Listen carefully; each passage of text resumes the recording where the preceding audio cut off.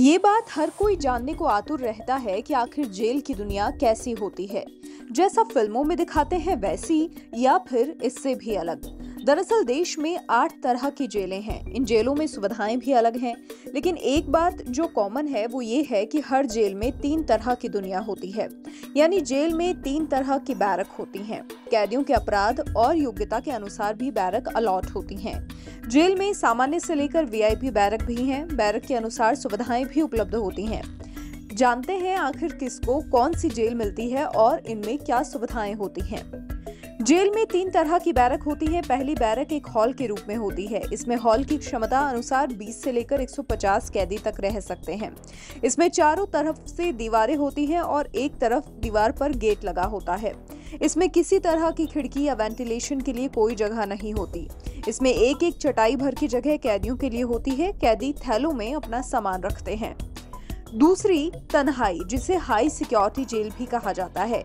इसमें बड़े mafia, don या फिर सुरक्षा के मद्देनजर भी कैदियों को रखा जाता है।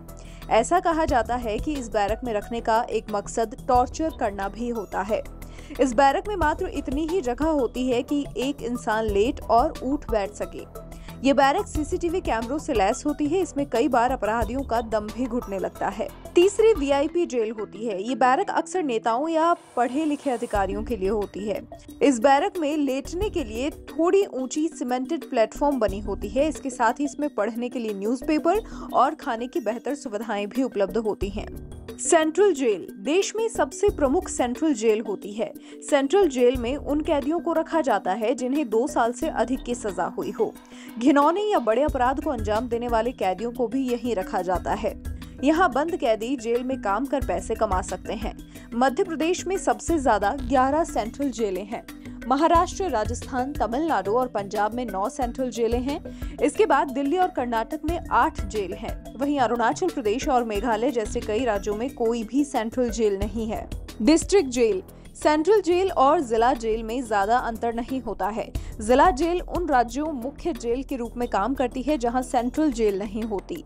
उत्तर प्रदेश में सबसे ज्यादा जिला जेल हैं।